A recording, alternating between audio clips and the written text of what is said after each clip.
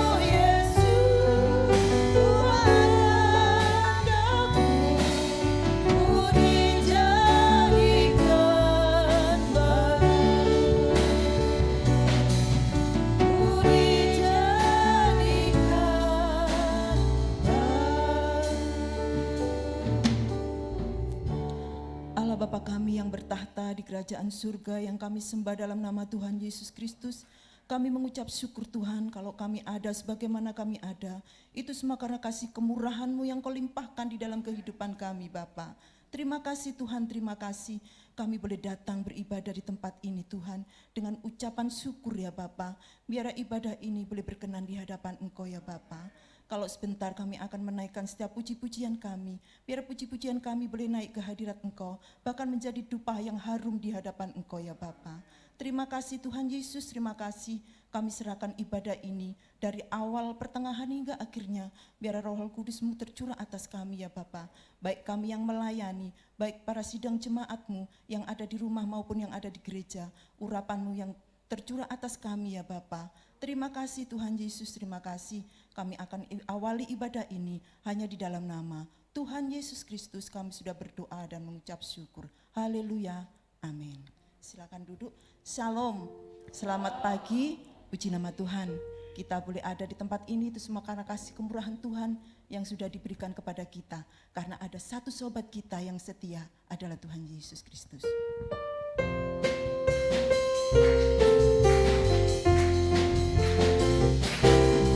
Dia selalu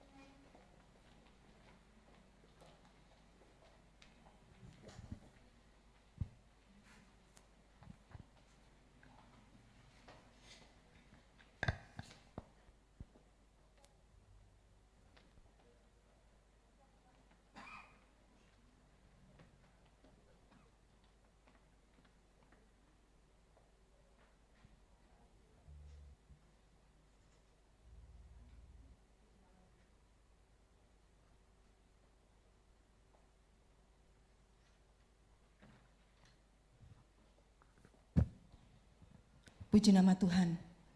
Yesus telah mati untuk menebus dosa-dosa kita. Karena itu, dengan apakah kita akan membalasnya? Selain kita memuji memuliakan nama Tuhan, dengan apa kita akan membalas?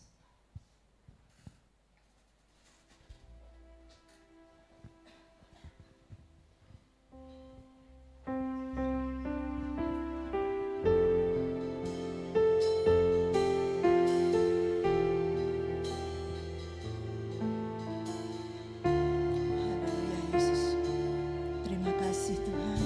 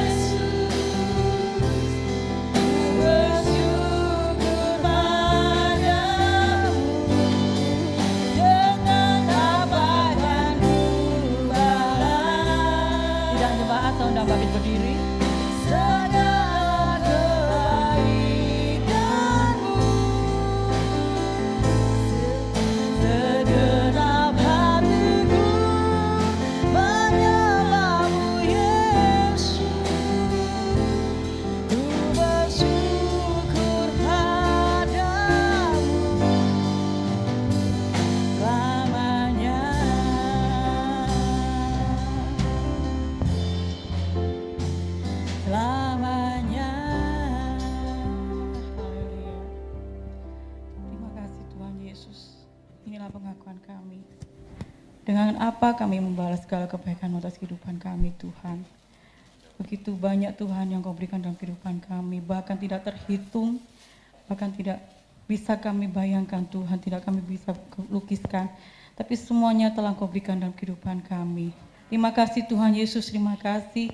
Biarlah dengan segenap hati kami untuk membalas setiap kebaikan-Mu, untuk kami selalu memuji, menyembah nama Engkau Tuhan. Terima kasih ya Tuhan, terima kasih. Kami sudah memuji, memuliakan nama Engkau. Biar setiap pujian kami boleh menyenangkan hati-Mu, menjadi persembahan yang harum di hadapan Tuhan. Terlebih setiap pujian kami yang akan pada pagi hari ini, menjadi berkat bagi sidang jemaat-Mu yang hadir pada pagi hari ini. Terima kasih Tuhan Yesus, kalau sebentar kami akan dilengkapi akan firman-Mu. Ya Tuhan, kami rindu hadirat-Mu di tengah-tengah kami.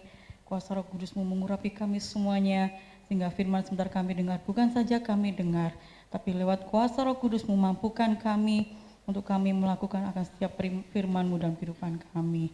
Engkau urapi hamba-Mu, sementara kami menyampaikan akan firman-Mu. Engkau urapi dengan kuasa Roh Kudus-Mu, sehingga bukan karena kepandaian hamba-Mu ya Bapa, tapi karena Engkau Tuhan berfirman, berkarya lewat hamba pada pagi hari ini. Berfirmanlah Tuhan, kami siap untuk mendengarkannya, hanya di dalam nama Tuhan Yesus Kristus sebagai Tuhan dan Juru Selamat kami yang hidup. Haleluya. Amin. Kita akan duduk kembali.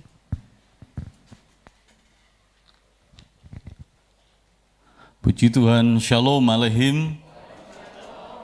Bersyukur saudara kalau pagi ini kita masih kembali bisa hadir di ibadah raya kita yang kedua. Masih tetap mengikuti protokol kesehatan ya, sebab masker kita ya, dikatakan bahwa maskermu melindungiku, maskerku melindungimu. Dan juga kita menjaga jarak ya, dengan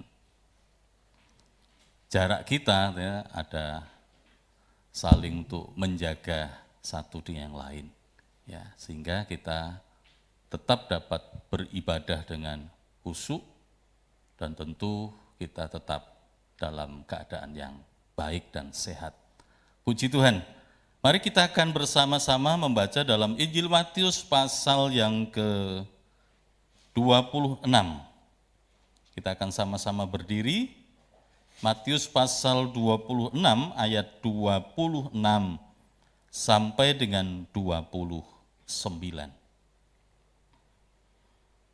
Kalau sudah diketemukan, mari kita membacanya bersama-sama. Injil Matius pasal 26 ayat 26 sampai dengan 29. Penetapan perjamuan malam. Demikian bunyi firman Tuhan. Dan ketika mereka sedang makan, Yesus mengambil roti, mengucap berkat, memecah-mecahkannya, lalu memberikannya kepada murid-muridnya dan berkata, ambillah, makanlah, inilah tubuhku.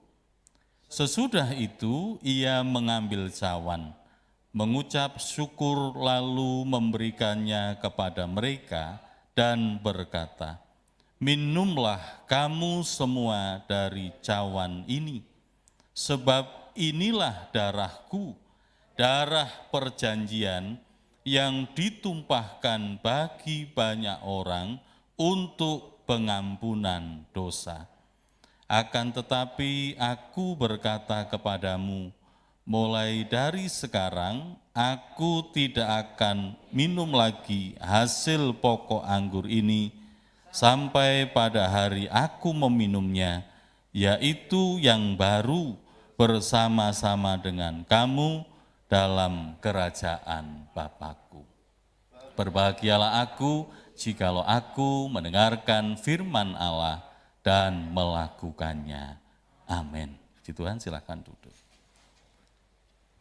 Bapak Ibu Saudara yang dikasihi Tuhan, dalam bacaan kita pagi ini, mari kita akan merenungkan kembali tentang makna dari perjamuan kudus. Perjamuan suci ini memang bagi kita yang di gereja ini, kita memperingatinya setiap 1 bulan sekali di minggu pertama. Namun juga ada gereja lain yang mungkin tidak hanya 1 bulan sekali.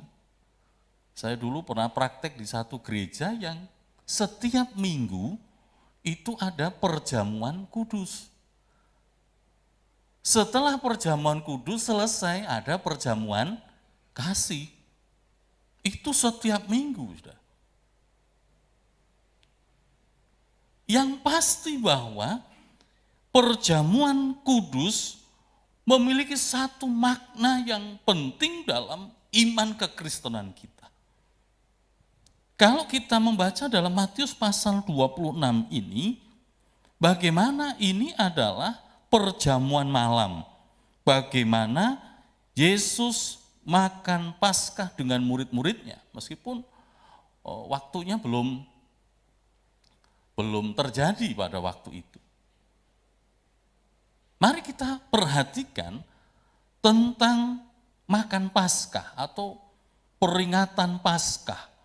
Ini menjadi salah satu dari upacara atau kegiatan keagamaan yang diperingati oleh orang-orang Yahudi. Jadi ini hari besar, sehingga semua mereka yang dari luar Yerusalem, dari luar Yahudi, mereka akan datang untuk merayakan salah satu hari raya Paskah ini. Apa itu peristiwa Paskah? Tentu tidak lepas dari peristiwa di mana ketika bangsa Israel keluar dari tanah Mesir. Ada 10 tulah yang diberikan Tuhan kepada bangsa Mesir. Tulah yang terakhir yaitu tentang peristiwa kematian anak sulung. Bahkan dituliskan dalam kitab Keluaran, semua yang sulung, mau itu anak binatang, mau anak budak, mau anak raja, pejabat atau siapa saja yang sulung, yang pada waktu itu tidak ada tanda darah di ambang pintu rumahnya, maka malaikat maut akan mendatanginya dan terjadi sebuah kegemparan besar. Dalam Keluaran pasal yang ke-12 saja, saya langsung saja pasal 12, nanti Bapak Ibu bisa membaca Keluaran pasal 11 ayat 1 sampai dengan 10, tetapi saya akan lompat dalam pasal 12 kitab Keluaran mulai ayat yang ke-7. Kemudian darahnya harus diambil sedikit dan dibubuhkan pada kedua tiang pintu dan pada ambang atas, pada rumah-rumah di mana orang memakannya. Dagingnya harus dimakan mereka pada malam itu juga, dan dipanggang mereka harus makan dengan roti yang tidak beragi serta sayur pahit. Janganlah kamu memakannya mentah-mentah atau direbus dalam air, hanya dipanggang di api, lengkap dengan kepalanya dan betisnya dan isi perutnya. Janganlah kamu tinggalkan apa-apa dari daging itu sampai pagi. Apa yang tinggal sampai pagi, kamu bakarlah habis dengan api. Dan beginilah kamu memakannya, pinggangmu berikat, kasut pada kakimu dan tongkat di tanganmu, buru-burulah kamu memakannya, itulah Paskah bagi Tuhan. Sebab pada malam ini aku akan menjalani tanah Mesir, dan semua anak sulung dari anak manusia sampai anak binatang akan kubunuh, dan kepada semua Allah di Mesir akan kujatuhkan hukuman, akulah Tuhan. Dan darah itu menjadi tanda bagimu pada rumah-rumah di mana kamu tinggal. Apabila aku melihat darah itu, maka aku akan lewat dari sana daripada kamu. Jadi tidak akan ada tulah kemusnahan di tengah-tengah kamu apabila aku menghukum tanah Mesir. Jadi ini peristiwa tentang Paskah yang diperingati oleh orang Yahudi, yaitu memperingati peristiwa bagaimana Allah menyelamatkan bangsa Israel dari perbudakan di Mesir, membawa mereka keluar dari tanah Mesir ke Kanaan dengan satu peristiwa yang luar biasa, yaitu bahwa anak-anak sulung dari orang-orang Israel tidak ada yang mengalami sebuah kematian. Oleh karena apa? Oleh karena tanda darah yang disapukan di tiang maupun di ambang pintu. Ini luar biasa. Dan ini terus diperingati setiap tahun oleh bangsa Israel.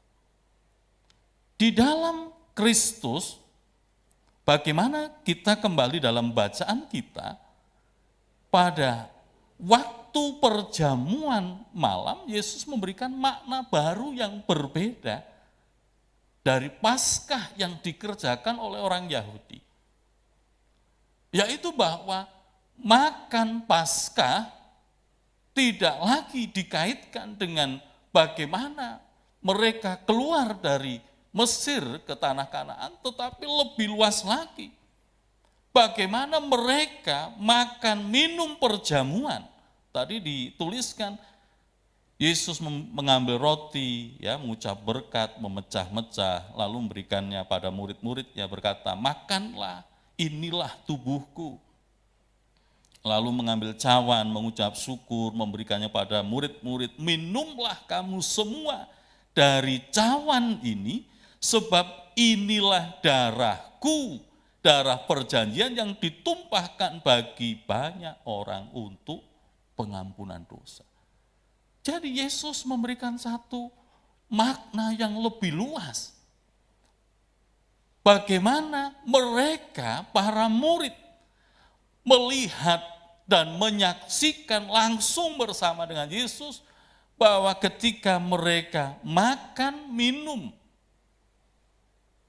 yaitu tadi roti dan minum dari cawan tadi, bagaimana mereka bukan saja telah dilepaskan pada kematian, sama seperti Israel, anak-anak sulung dilepaskan, tidak ada yang mati, tapi lebih daripada itu, bagaimana mereka yang makan, minum perjamuan, mengalami satu kehidupan, bukan hanya setelah mati, lalu tidak ada harapan, tapi ketika seorang mati sekalipun, ketika ia beriman kepada Kristus, maka ia memiliki sebuah pengharapan dalam kehidupan kekal.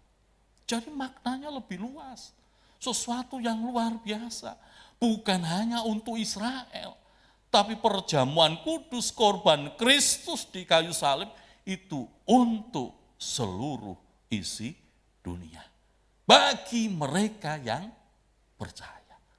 Ini luar biasa. Oleh karena itu marilah kita betul-betul dapat memaknai bagaimana Kristus telah berkorban bagi kita.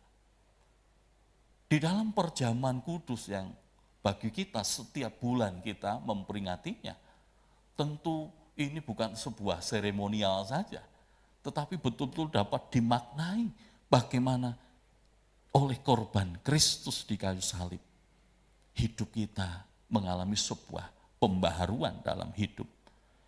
Di dalam 1 Petrus pasal pertama, ayat 18 dan 19, demikian bunyi firman Tuhan, sebab kamu tahu bahwa kamu telah ditebus dari cara hidupmu yang sia-sia, yang kamu warisi dari nenek moyangmu, itu bukan dengan barang yang fana, bukan pula dengan perak atau emas, melainkan dengan darah yang mahal, yaitu darah Kristus yang sama seperti darah anak domba yang tak bernoda dan tak bercacat. Kita perhatikan ayat ini. Darah anak domba, ya, darahnya disapukan tadi dalam Keluaran, dagingnya dipanggang, tadi dengan caranya harus ada isi perutnya masih ada dan lain sebagainya, dan dagingnya dimakan dengan satu keluarga. Kalau terlalu besar ya bisa 2 keluarga gabung. Tidak boleh tersisa. Ya, pagi itu harus bersih semua, dibakar semua, misalnya tulang-tulangnya dibakar semua. Kalau darah anak domba bisa mengerjakan seperti itu, malaikat maut melewati karena ada tanda darah anak domba. Lalu bagaimana dengan darah anak domba Allah, yaitu Kristus?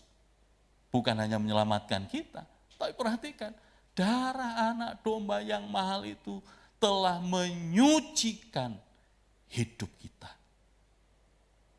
Menyucikan seluruh hidup kita dari sangat dosa, dari kerak-kerak dosa, semua dibersihkan. Kalau kita membersihkan, misalkan lantai kamar mandi, saudara ya, biasanya kan kalau lama-lama gitu kan jadi hitam ya, ada keraknya. Kita bisa menggunakan bermacam-macam, ya, ada mereknya macam-macam. Bapak Ibu perhatikan, ketika itu dituang, ada satu proses dan ada satu perubahan. Disikat, dicuci, jadi bersih. Darah anak domba Allah menebus hidup kita. Kita dulu bukan siapa-siapa. Rasul Paulus mengatakan, aku suka yang baik, aku pingin yang baik, tetapi justru yang tidak baik yang aku kerjakan. Kita dulu masuk dalam kuk perhambaan dosa. Kita sulit untuk hidup dalam kebenaran. Tetapi tadi di dalam 1 Petrus ayat 1, pasal 1 ayat 19 dituliskan, bagaimana di situ? Melainkan dengan darah yang mahal, yaitu darah Kristus, yang sama seperti darah anak domba yang tak bernoda dan tak bercacat. Menebus kita, menebus dari seluruh pelanggaran kita. Galatia pasal yang ke-5, ayat yang ke-16, firman Tuhan menuliskan tentang baiklah kita, hiduplah oleh roh, maka kamu tidak akan menuruti keinginan daging. Ayat 19, sebab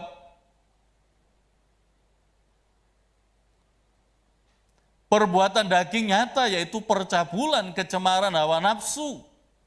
20, penyembahan berhala, sihir, perseteruan, perselisihan, iri hati, amarah, kepentingan diri sendiri, percideraan, roh pemecah, kedengkian, kemabukan, pesta pora, dan sebagainya. Perhatikan, terhadap semuanya itu kuperingatkan kamu, seperti yang telah kubuat dulu. Paulus mengakui itu. Kita juga mengakui dulu aku samalah seperti itu. Ya. Bahwa barang siapa melakukan hal-hal demikian, ia tidak akan mendapat bagian dalam kerajaan Allah. Kita sudah ditebus oleh darah Kristus. Kita sudah memiliki hidup baru. Kecemaran, hawa nafsu, percideraan, fitnah, macam-macam sudah ada. Sudah. Itu lama, itu dulu, kita sekarang tidak berpijak di situ. Sebab ini loh peringatannya, kalau barang siapa itu semuanya termasuk saya, kalau masih melakukan hal-hal demikian, itu artinya tadi yang di atas, ia tidak akan mendapat bagian dalam kerajaan Allah. Bukankah kita mencari kerajaan Allah? Kita hidup mau dalam kebenaran Allah. Makanya darah Kristus betul-betul menebus kita, menyucikan kita. Apapun pelanggaran yang telah kita buat, dulu sudah diampuni Tuhan. Sekarang kenakan manusia baru dalam Tuhan. Jangan masih kita di kuk perhambaan dosa, tidak. Kita sudah tidak di sana. Kita sudah ada di dalam Kristus. Jadi kalau darah anak domba saja bisa melakukan satu hal yang luar biasa. Ya, menjadi satu tanda mereka dilepaskan dari kematian. Lebih lagi darah anak domba Allah, yaitu Yesus Kristus, yang menebus kita, mengampuni hidup kita, menyelamatkan kita di dalam seluruh pengharapan kita. Bapak Ibu Saudara yang dikasihi Tuhan, kita memperhatikan betapa pentingnya hidup di dalam kasih kemurahan Tuhan. Yesus mengatakan, sebab inilah darahku, darah perjanjian yang ditumpahkan bagi banyak orang untuk pengampunan dosa. Hidup kita telah ditebus oleh Kristus, bukan dengan emas, bukan dengan perak, tetapi oleh darahnya sendiri. Yesaya 53,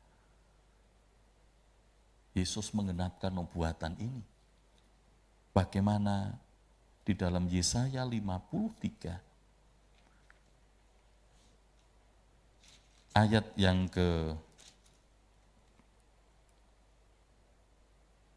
mulai ayat yang ketiga, ia dihina dan dihindari orang, seorang yang penuh kesengsaraan dan biasa menderita kesakitan. Ia sangat dihina sehingga orang menutup mukanya terhadap dia, dan bagi kita pun dia tidak masuk hitungan. Ayat 4, tetapi sesungguhnya penyakit kitalah yang ditanggungnya, dan kesengsaraan kita yang dipikulnya, padahal kita mengira dia kena tulah, dipukul dan ditindas Allah. Tetapi dia tertikam oleh karena pemberontakan kita, dia diremukkan oleh karena kejahatan kita, ganjaran yang mendatangkan keselamatan bagi kita ditimpakan kepadanya, dan oleh bilur-bilurnya kita menjadi sembuh. Itulah korban Kristus bagi kita, saudara. Menebus hidup kita. Harusnya kita yang dianiaya, yang sengsara itu harusnya kita. Tapi Kristus telah ambil alih. Sehingga bukan saja kita dibebaskan dari belenggu dosa, dari maut, namun kita punya pengharapan yang kekal di dalam Kristus. Ibrani pasal 9 ayat 14. Ibrani pasal 9 ayat 14. Demikian firman Tuhan, betapa lebihnya darah Kristus yang oleh Roh yang kekal telah mempersembahkan dirinya sendiri kepada Allah sebagai persembahan yang tak bercacat, akan menyucikan hati nurani kita dari perbuatan-perbuatan yang sia-sia, supaya kita dapat beribadah kepada Allah yang hidup. Darah Yesus menyucikan nurani kita, menyucikan batinmu dan batinku. Kita memang lemah, kita memang tidak berdaya tanpa Tuhan, namun bersama dengan Tuhan, kita bisa mengatasi berbagai-bagai hal, tantangan dalam hidup ini. Darah Yesus menyucikan batin kita untuk supaya kita dapat beribadah dengan benar kepada Allah. Ibadah kita memang ada seremonialnya. Bapak Ibu berdiri, duduk, berdoa, dan lain sebagainya. Tetapi ibadah yang menyentuh kepada batin ini kan penting. Ibadah tidak hanya kita persiapkan ketika 1 jam sebelum kita ibadah, tetapi dalam perjalanan hidup kita, ya dari hari Minggu sampai Minggu, tetap kita akan membangun sebuah kehidupan yang dekat dengan Tuhan. Kan ada orang berkata begini, ya kalau Minggu ibadah ya kan, nanti kayak cas HP itu ya, nanti Senin mulai kurang sedikit, nanti Selasa mulai, kalau sudah Kamis itu sudah ini ya, tinggal sedikit, mau mati. Siap-siap nih, besok mau dicas lagi. Tentu kita tidak demikian. Beribadah kepada Allah itu melibatkan hati kita, batin kita, roh kita, jiwa kita. Maka dalam Roma pasal 12 ayat yang pertama, karena itu saudara-saudara, ya kan, aku menasihatkan kamu, Ya, demi kemurahan Allah aku menasihatkan kamu supaya kamu mempersembahkan tubuhmu sebagai persembahan yang hidup, kudus dan berkenan kepada Allah. Itu adalah ibadahmu yang sejati. Ibadah itu tidak hanya, kok tidak ibadah? Iya, saya tidak ibadah, tapi roh saya sudah berangkat. Ya semua, tubuh, jiwa, roh, semua ada di sini. Kadang-kadang kita masih banyak gangguan di sini ya. Gangguan yang paling awal, yang paling baru sekarang itu gadget. Ya, gadget ini kan isinya macam-macam. Mungkin ada bisnisnya di situ, ting gitu ya. Kadang-kadang ganggu konsentrasi. Memang ya. Dan masih banyak lain. Ibadah itu mempersembahkan tubuh kita secara total. Tubuh, jiwa, dan roh kita. Makanya dalam ibadah kita butuh hati kita ini betul-betul disucikan oleh kuasa darah Yesus. Sehingga ibadah kita bukan hanya khusyuk, tapi berkenan di hadapan Tuhan. Bapak Ibu Saudara yang dikasihi Tuhan, marilah kita betul-betul menyadari dalam hidup kita bahwa dalam ibadah kita bukan hanya sementing datang, tidak. Tapi betul-betul mengatur ritme hidup kita. Mulai dari hari ini kita ibadah, sampai nanti kita ibadah lagi. Kita tetap belajar untuk menjaga hidup kita. Agar tetap seturut dengan apa yang menjadi kehendak Allah. Kuasa darah Yesus menyucikan hati nurani kita.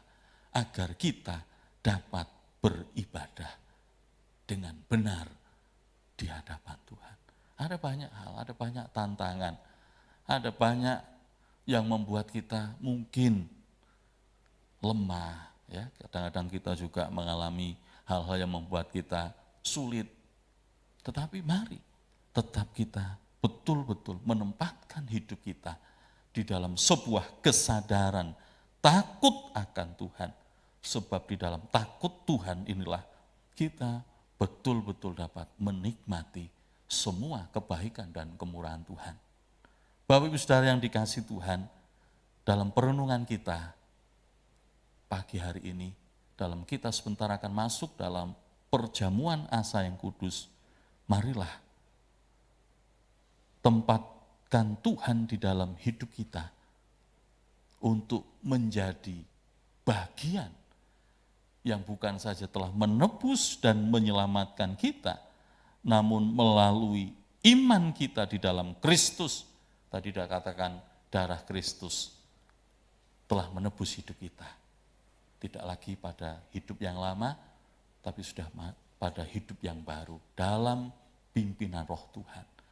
Lalu yang kedua, kuasa darah Yesus menyucikan batin kita, hati kita, untuk kita dapat beribadah dengan benar, dengan sungguh-sungguh.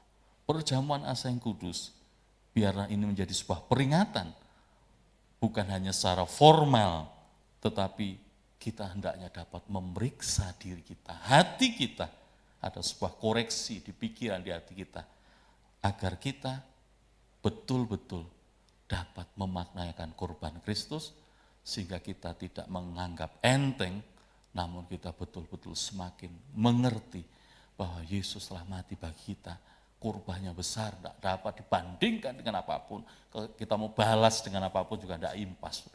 Oleh karena itu kita semakin merendahkan diri kita, dan biar kita semakin dilayakkan di hadapan Tuhan. Tuhan Yesus memberkati kita. Mari kita akan sama-sama berdiri, kita naikkan pujian, darahnya amat kuasa. Darahnya amat kuasa, sucikan dari dosa, lepaskan segala susah, darahnya tebus saya, amin Tuhan, darahnya amat kuasa.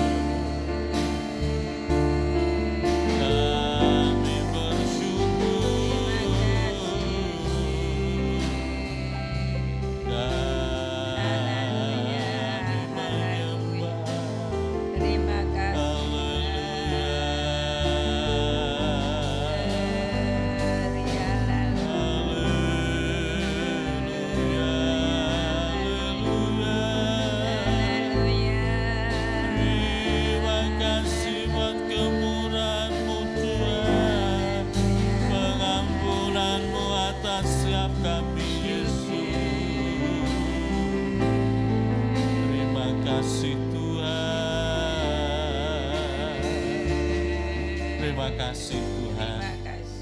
Terima kasih untuk pagi ini Tuhan. Terima kasih untuk kemurahan-Mu hingga kami dapat beribadah. Terima kasih untuk kesehatan, kekuatan yang Tuhan berikan bagi setiap kami. Sehingga dengan tubuh, jiwa, roh kami yang sehat, yang baik ini, kami dapat bersama untuk beribadah, memuji, menyembah, bahkan mengucap syukur untuk segala kemurahan-Mu.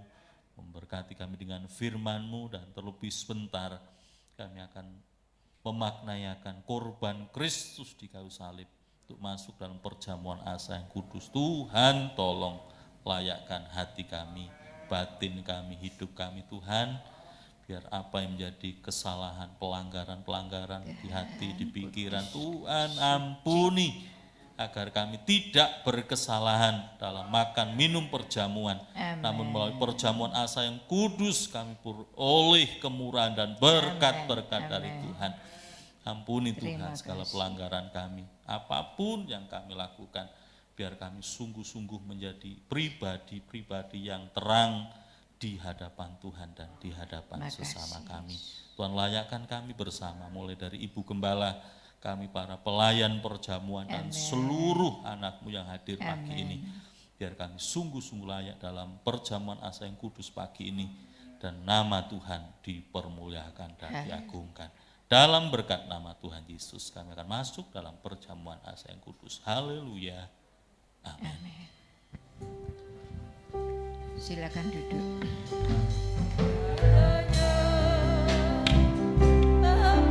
Kuasa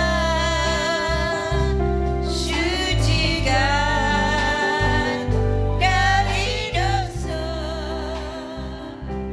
lepaskan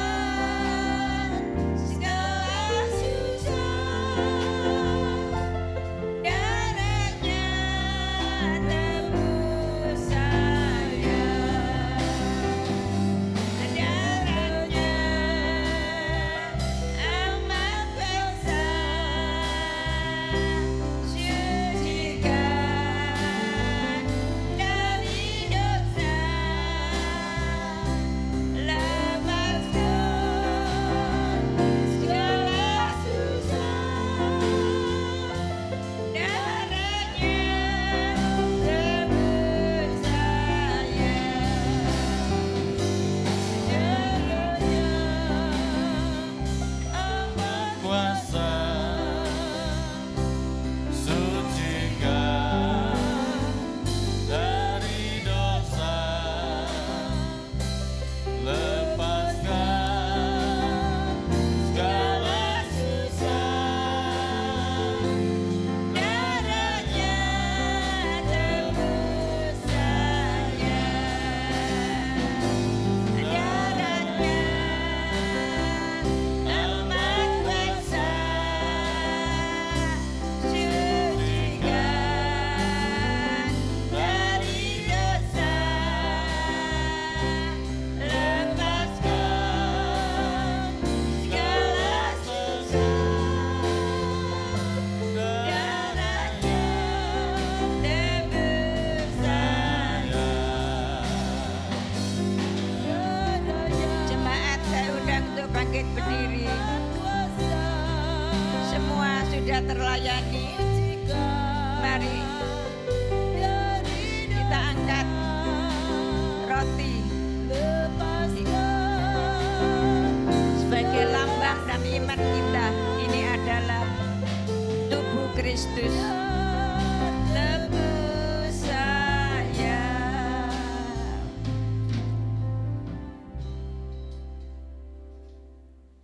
Kita akan berdoa terlebih dahulu. Gembala kami yang baik, Tuhan Yesus, sungguh kami boleh bersyukur kepadamu.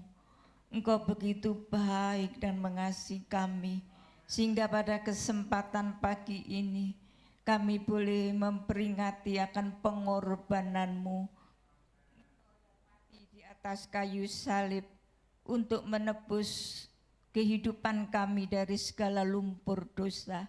Tuhan, terima kasih Engkau yang sudah rela mati di atas kayu salib ini karena mengasihi kami, orang-orang yang berdosa ini. Tuhan, Sebab itu Tuhan, pada kesempatan ini kami boleh bersyukur, biarlah kami boleh memiliki tubuh yang sama seperti yang dimiliki oleh Kristus. Tubuh yang rela dipecah-pecahkan Tuhan, dan biarlah kami juga rela untuk menderita, rela untuk pikul salib setiap hari, supaya kami boleh menjadi pengikut-pengikut Kristus yang berkenan di hadapan-Mu. Terima kasih Tuhan, terima kasih Tuhan. Sebelum kami makan akan tubuh-Mu ini, kami akan membaca firman-Mu dan kita akan mengamenkannya dan kita akan makan bersama-sama. Dan ketika mereka sedang makan, Yesus mengambil roti, mengucap berkat, memecah-mecahkannya, lalu memberikannya kepada murid-muridnya dan berkata, ambillah, makanlah, inilah tubuhku. Amin. Dalam nama Tuhan Yesus Kristus.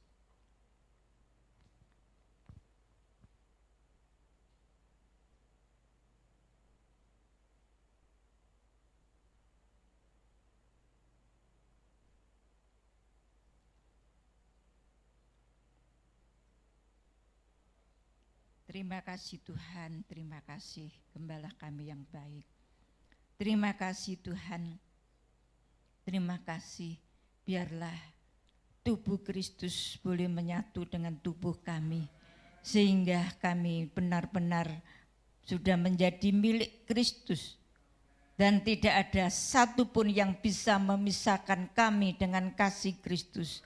Apapun itu, kesukaran, kesulitan, tantangan hidup, sakit, penyakit, tidak Tuhan, kami tetap ada di dalam Engkau. Kami tetap melekat kepadamu, karena hanya dengan melekat kepadamu Tuhan, kami akan tetap kuat, bahkan kami akan selamat di dunia ini dan di dunia akan datang. Terima kasih Tuhan. Dan pada kesempatan ini juga kita angkat cawan sebagai lambang dan iman kita bahwa ini adalah darah Kristus, darah perjanjian, darah Kristus yang sudah ditumpahkan di atas kayu salib, yang sudah menyucikan segala dosa-dosa kita. Saya bacakan firman Tuhan, lalu kita amenkan dan kita minum dengan percaya. Sesudah itu ia mengambil cawan, mengucap syukur, lalu memberikannya kepada mereka dan berkata, minumlah kamu semua dari cawan ini, sebab inilah darahku, darah perjanjian yang ditumpahkan bagi banyak orang untuk pengampunan dosa. Amin. Di dalam nama Tuhan Yesus Kristus. Terima kasih Tuhan Yesus, terima kasih Gembala kami yang baik. Lengkaplah ibadah kami pada pagi hari ini. Kami sudah ada di dalam Tuhan Yesus Kristus. Darah-Mu yang sudah menyatu dengan darah kami Tuhan, dan biarlah darah Kristus ini yang menyucikan segala dosa kami, hati nurani kami, bahkan seluruh kehidupan kami, sehingga kami tidak lagi ada perpecahan, perselisihan, tidak ada lagi kemarahan, dendam, tapi kami semua boleh saling mengasihi, saling memaafkan. Darah-Mu yang Kau tumpahkan tidak sia-sia, tapi kami boleh menyucikan hidup kami, dan kami terus diperbaharui di dalam Tuhan Yesus, tidak lagi kembali kepada kehidupan yang lama. Tuhan, pengorbanan-Mu di atas kayu salib Tuhan sangat mahal, tidak bisa dibandingkan dengan apapun Tuhan. Sebab itu jangan biarkan kami untuk meninggalkan Engkau, tapi biar kami tetap lekat melekat dengan Tuhan Yesus apapun keberadaan kami. Terima kasih Tuhan, terima kasih Gembala kami yang baik pada kesempatan pagi hari ini. Tuhan, kami sudah melakukan perjamuan asa yang kudus, ibadah kami telah selesai, dan biarlah kami tetap terus berdoa Tuhan untuk negeri kami, bangsa kami, kota kami tercinta ini. Kami serahkan di dalam tangan kasih kemurahan-Mu. Tuhan, jangan biarkan Tuhan keadaan negeri dan kota kami semakin terpuruk. Dengan adanya COVID-19 ini Tuhan, mari Engkau memberikan, menganugerahi hikmat pimpinan-Mu Tuhan untuk mereka-mereka yang ada di garis depan, pemimpin-pemimpin kami yang dari pusat sampai daerah. Tuhan, Engkau anugerahi kesehatan yang ekstra, Engkau anugerahi dengan hikmat yang dari Tuhan, seperti Tuhan menganugerahi hikmat kepada Salomo. Tuhan, Engkau juga berikan hikmat-Mu kepada pemimpin-pemimpin bangsa kami, pemimpin-pemimpin gereja-Mu ini, supaya Tuhan semuanya dapat diatasi, terlebih untuk COVID-19 ini, sehingga Tuhan semua rakyat yang ada, terlebih rakyat yang ada di kota Lamongan pada khususnya, supaya Tuhan mengikuti taat patuh pada protokol kesehatan Tuhan, sehingga dapat menjaga kesehatan sedemikian rupa supaya dengan tubuh yang sehat kami dapat beribadah kepada Tuhan dengan baik, kami dapat bekerja, bahkan kami dapat melakukan aktivitas kami dengan baik. Dan semuanya boleh kami kembalikan untuk kemuliaan nama-Mu. Terima kasih Tuhan, pagi ini Engkau memberkati kami satu persatu tanpa terkecuali, baik kami yang di gereja maupun yang di rumah, yang mengikuti ibadah perjamuan kudus secara online. Tuhan memberkati semuanya. Yang sakit sudah disembuhkan, yang lemah sudah dikuatkan, yang di dalam kekurangan sudah diberkati Tuhan. Terlebih yang kekurangan iman, Tuhan terus tambah-tambahkan iman percayanya. Yang susah sudah diberikan penghiburan, yang jalan buntu Tuhan sudah membukakan jalan. Terima kasih Tuhan, terima kasih Gembala kami yang baik. Pagi ini kami mengakhiri ibadah kami di dalam nama Tuhan Yesus Kristus yang sudah menjadi Tuhan dan Juru Selamat kami yang hidup.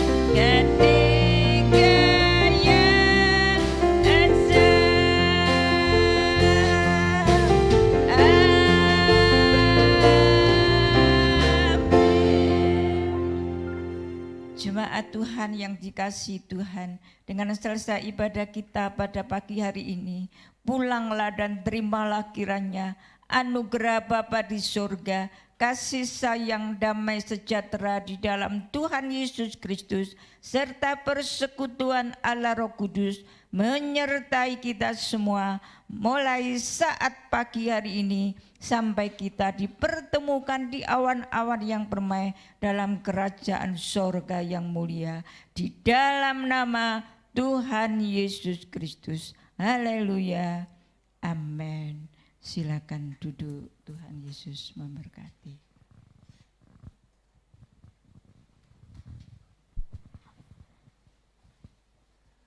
Puji Tuhan, ibadah telah selesai. Saya akan menyampaikan pengumuman gereja seperti biasa tiap Senin sampai Sabtu ada doa pagi jam 4:30 pagi di gereja. Kemudian untuk doa malam jam 5:30, jam 6:30 malam, ibadah doa malam secara online tiap Senin, Selasa, Kamis sampai dengan Sabtu. Kemudian tiap Rabu ibadah PA jam 5:30 petang di gereja. Dan untuk Sabtu ibadah kaum muda remaja, mulai Sabtu depan ibadah kaum muda remaja dialihkan ke sore, yaitu jam 5:30 petang. Jadi ada perubahan untuk jam ibadah pemuda remaja, mulai besok Sabtu jam ibadah kaum muda remaja jam 5:30 petang. Dan untuk hari Jumat terlewat hari Jumat, mulai Jumat besok ada ibadah wanita jam 5:30 petang.